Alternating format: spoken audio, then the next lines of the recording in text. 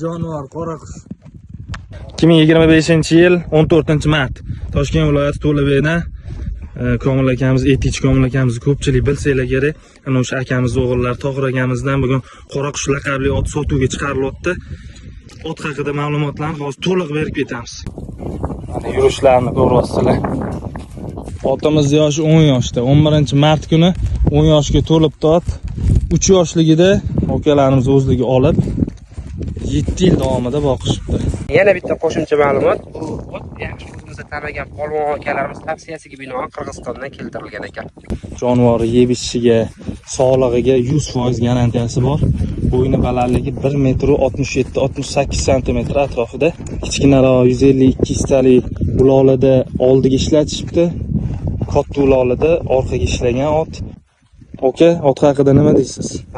Anjomlariga maza qildim. Ot alohida deyman, ot anjomlari alohida deyman. Otda narxi $3700 kami bor.